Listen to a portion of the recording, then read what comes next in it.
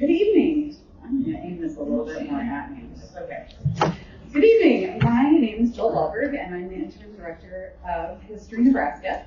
I want to thank you all for coming this evening to learn more about one of the darkest moments in human history and the importance of educating others about painful events from the past.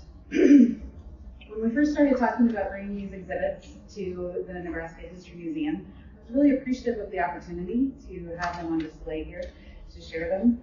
The most intriguing aspect of the exhibits to me is their focus on the people who lived this experience.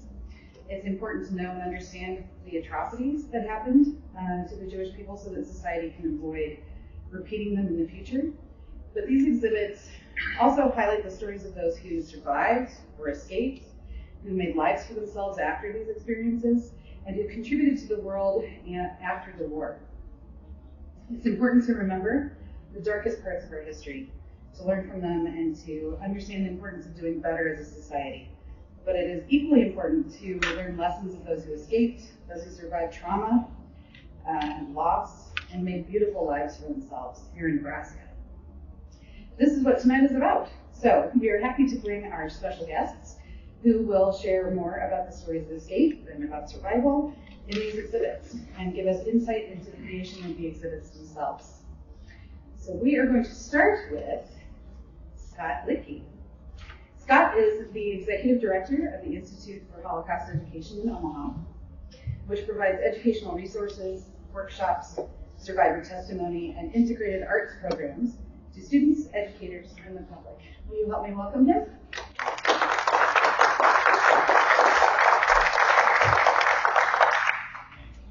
Thank you. It's an honor to be here. What do you say? What do you talk about? Where do you go with it? These are all questions that are facing us in Holocaust education today. One of my mentors, a man named Dr. Ben Nachman, was a dentist in Omaha for many, many years. He grew up with my father-in-law, and he knew my interest in Holocaust education. I'm a trained Jewish educator and a trained Holocaust educator, and Ben would meet with me on a regular basis. I'd get a phone call, this is in the 90s, he'd say, "Scott, come on, let's go have lunch."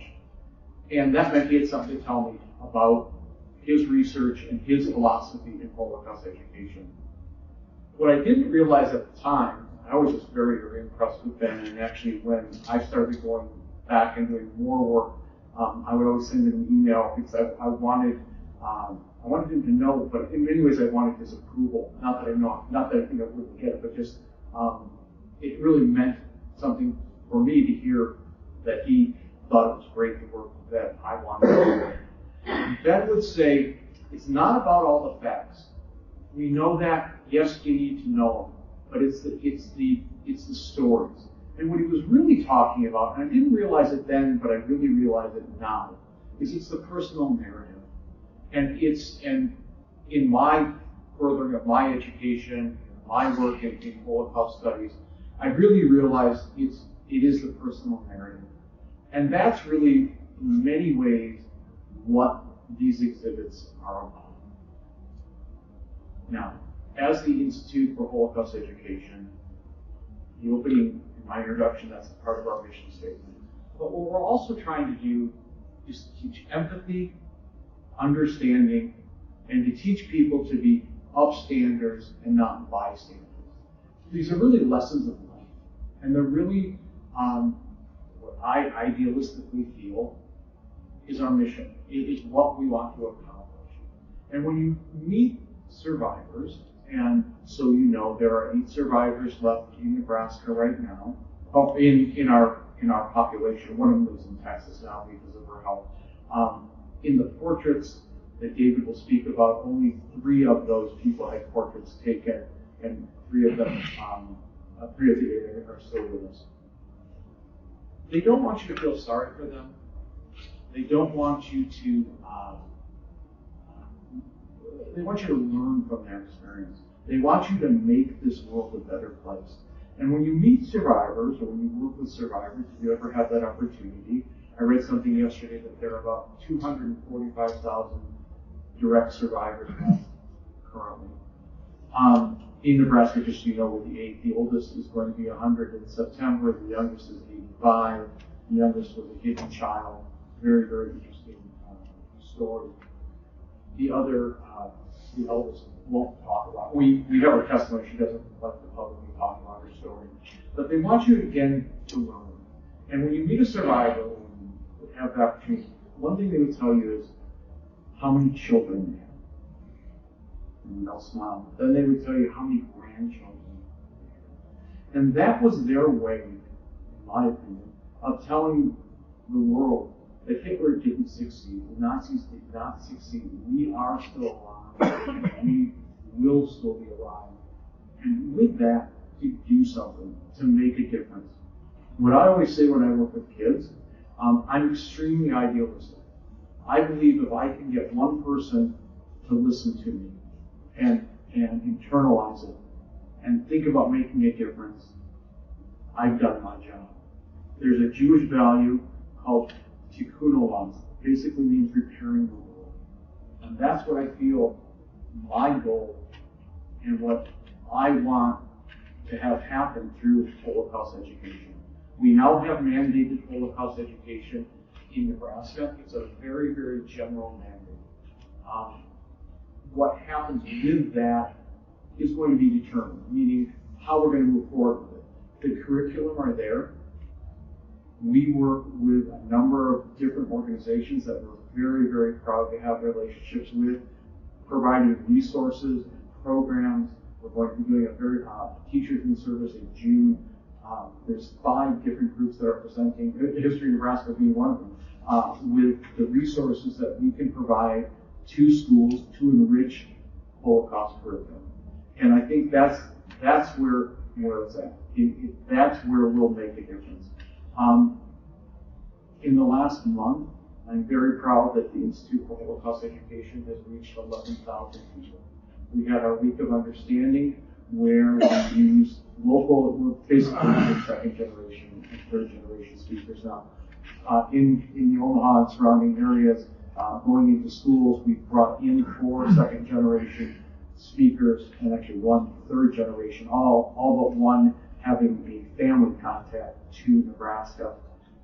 And we believe people listened to what we had to say. We had a program, Reads program, with a book written about a woman who was on the kinder transport. She was a child prodigy piano player. She taught her daughter then to play piano and wrote this book. It does a one-woman show, and we had 2,000 middle school students read the book. 1,800 of them came to the Holland Center last week to hear Mona speak, and then we had a community program in the evening. And then we have the Imprint traveling exhibit and education program that reached another 2,000.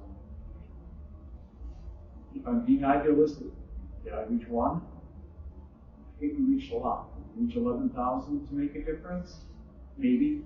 I'd love to think we did, but I know we probably reached at least 1,000. I'll end with this. It's actually part of what ends Schindler's List. They talk about the Talmudic story of if you save one life, it's like saving the world. I look upon that in education as our goal. If we reach one person, they're going to reach another person, they're going to reach another person. So if we reached 1,000, that's really great.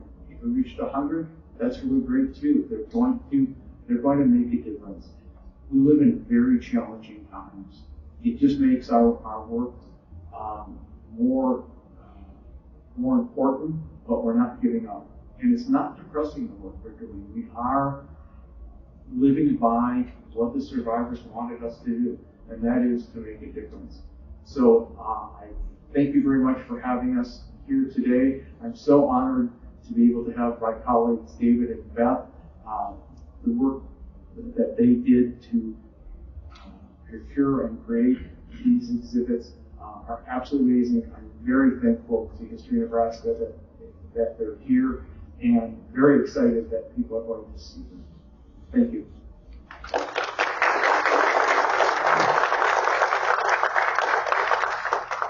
Thank you, Scott. Our next speaker is Dr. Beth Dotan. Dr. Dotan is a research assistant professor at the Norman and Bernice Harris Center for Judaic Studies at the University of Nebraska-Lincoln, and is the founding director of the Institute for Holocaust Education. She is also the co-principal investigator, I assume, on the Nebraska Stories of Humanity and network portal and educational website on Holocaust survivors and World War II veterans. So please help me welcome her.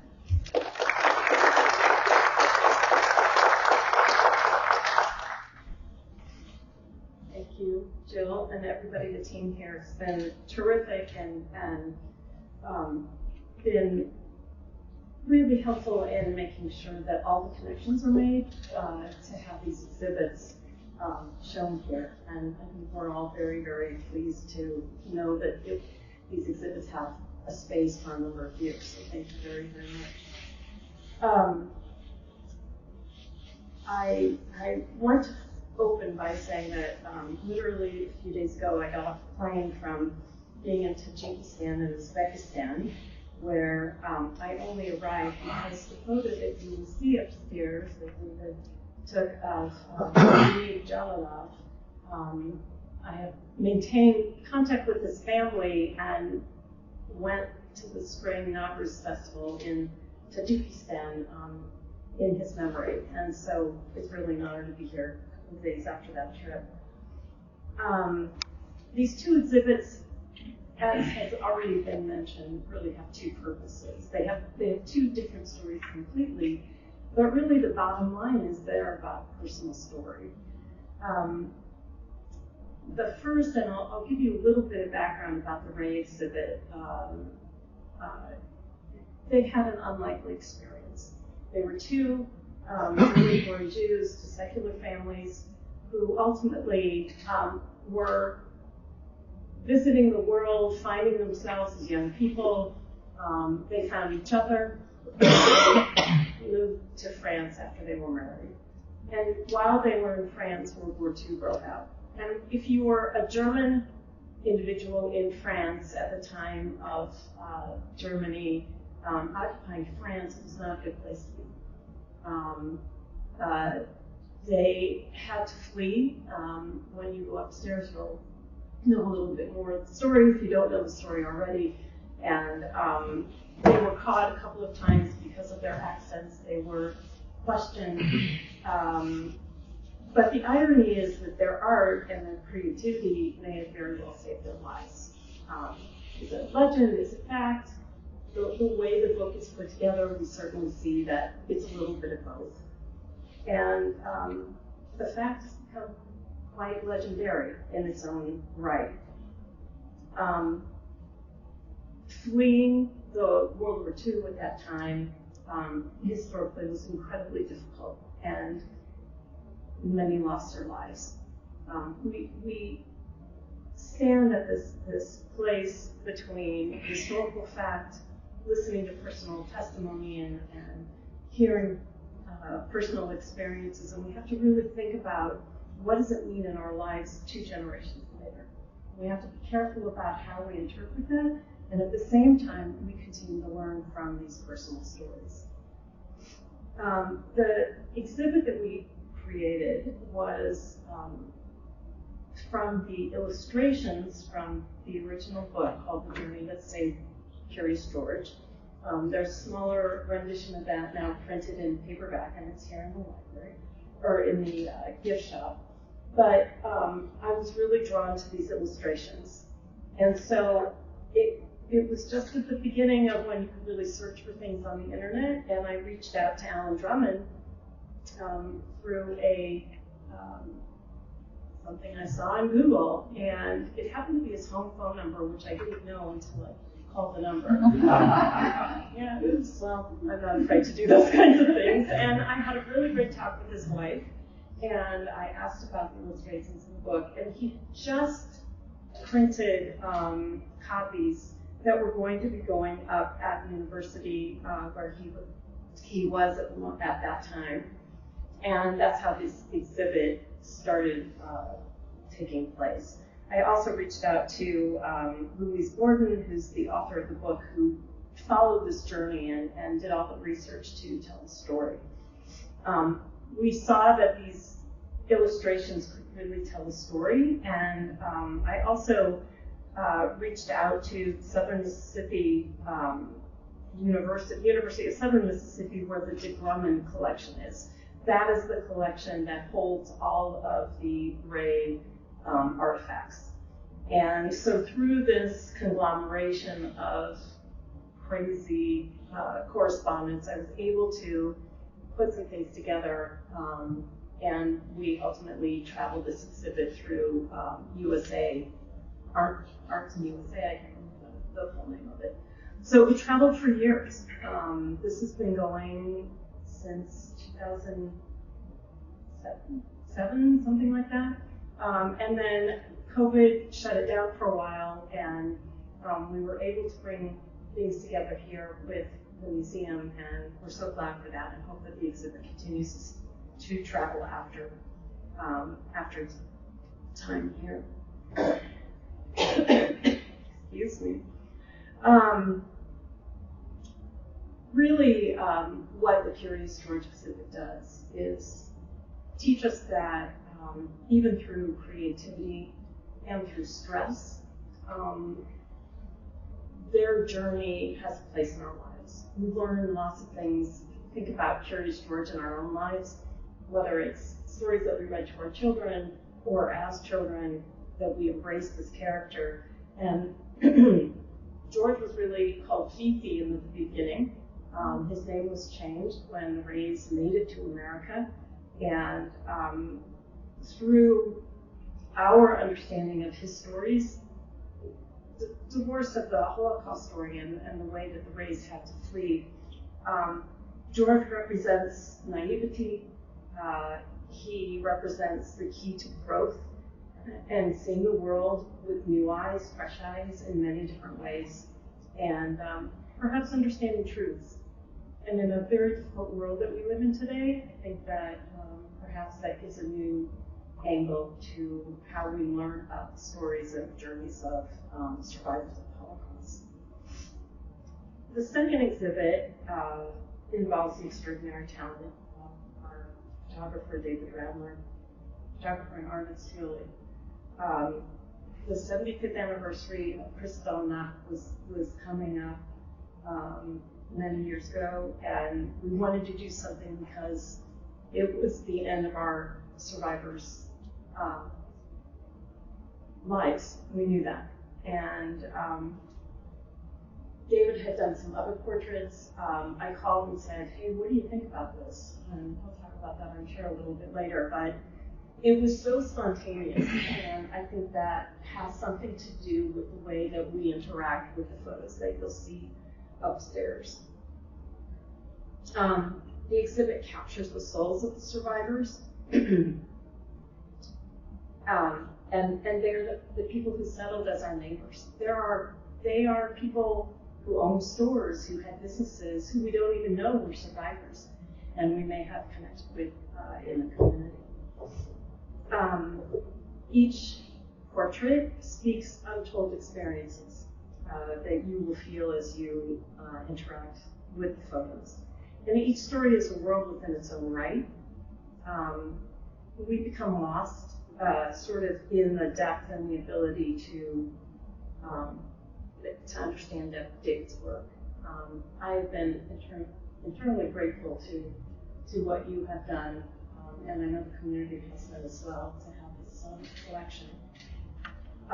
There are many, many stories, and I'll be happy to wander around a little bit with you later if you'd like to know more about the Curious George exhibit or thank you. I'll just finalize with the portraits and many of the different activities of the Institute for Holocaust Education has sort of led to this other piece in my career, which is a web portal to gather as much information as we can about these stories. So all of this difficult work has come together, and hopefully we'll have this place online that will be available to everybody for a long time. So with the Harris Center in mind, I want to thank everyone, Harris Center at University of Nebraska Lincoln. I want to thank you all for joining us and for coming, and we hope that you will tell lots of people about this exhibit. Thank you.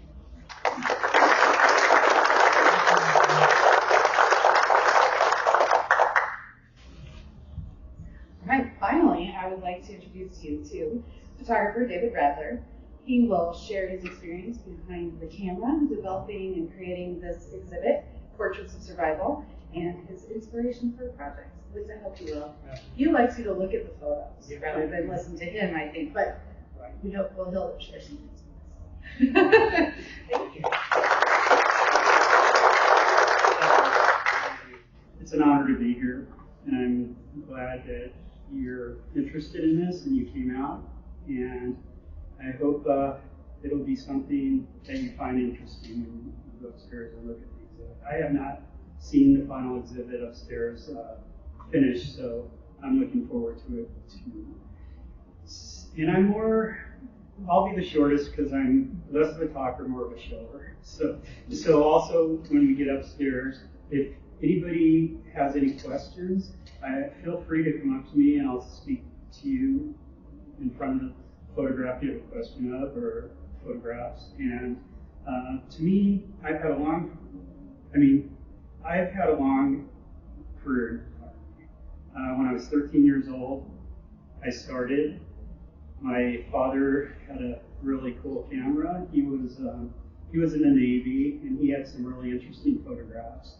And I thought maybe it'd be interesting to try this. And I've been full-time since 13 years old doing this. And literally, it was the only thing on my mind, the only thing I was interested in for many, many, many years.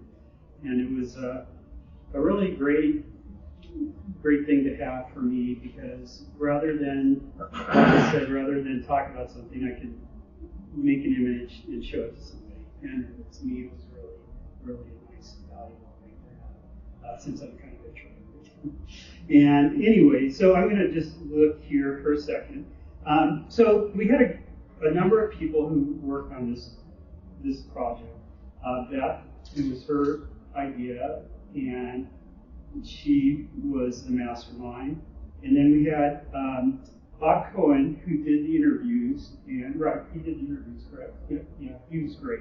And he called the people. And then we had Shelley Fox, who really knows everybody in Omaha, and Lincoln, because we did do some photographs in Lincoln, a number of pictures here. And Shelley helped coordinate and came on a number of the shoots. And then my assistant, Justin Limoges, who can't be here tonight, but he has worked for me for about 23 years. And he's a great second set of eyes. And he really was helpful. So this project really has been the most gratifying and the most important thing I've done. And I'm really happy the way it turned out, and I'm really touched by some of the people that I met, and going to their homes, it was fantastic. I mean, a lot of these people lived right in my neighborhood that I didn't know. We lived at that time around Dundee, and I think half the people lived around there. These small houses that were well kept, and just you would never have known that there was a survivor living in your neighborhood. And to be able to meet these people was just so profound and so moving for me. And I still, there's 3 people that are still with us, and I still see, what's her name? Mrs. Silver. Yeah, we see her, and she's 100, I think. And to me, it was just to make these connections was just so fantastic. I like, when I do my photographs, I really try to keep it simple. I'll use one light source, or I'll use natural light. And when I come to these locations, I'll do a little survey of the environment and decide how we're going to approach the photograph. And we do that, and I do this rather quickly, because I like everything to happen fairly quick, and you get right into the pictures, and then we're out. You know, I mean, some of these lasted 15 minutes, some of them 30 minutes. But really, the way I work is I'm kind of a journalist feel, and so I try to work quickly. And this was just a fantastic experience because it got me to look at these individuals and look at their eyes. And I decided in the beginning I wanted their eyes to be the subject and the main focus of the photograph. And some of the pictures, there's really no background. Some of the pictures, there's a background that I tried to use for some design of the photograph, but it all came down to the eyes. And that's really where I focused on these images. And you know, I've always been a run and gun photographer. I like to get in and get out, and it's like, it was really exciting to do this project because I think that's, for me, the best way to just get the picture. The people kind of sometimes don't know what hit them because it's like, okay, we're here, and then we're doing the picture in just a couple of minutes, and then we're out. And I just like to make it about the spontaneity of the photograph and also the simplicity of the photograph. And to me, that's the key elements. And I just feel, you know, I really would love it if you came up to me and asked me about some of the photographs, because when we're upstairs. And that's really the way when they were up at the JCC, we did a walking tour of the pictures, and I thought that was really interesting, you know, to do it that way. And rather than talk about them, I'll you know, point out things and talk a little bit, but we'll just look at them. And that's it. So I look forward to meeting you people upstairs and talking about some of the images. Okay. Thank you.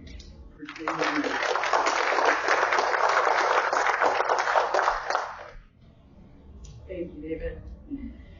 So that is your introduction and your invitation to go upstairs. We hope that you will enjoy the exhibits, that you will leave with some inspiration about the tenacity and the strength and the fortitude it takes to just keep living sometimes when you've been through something awful. And I'm kind of struck by, I keep thinking about Dundee and how really none of us know what the people who live around us have been through. And it could be Holocaust, it could be abuse, it could be anything. It's just empathy. I think it comes back to empathy and knowing that people have been through things. And we have to understand that. So I hope you will enjoy it. I hope you will come upstairs. I think David really wants a lot of questions. So please engage with him and ask him about those faces and those eyes that are really powerful. So thank you all for coming tonight. I'm really grateful.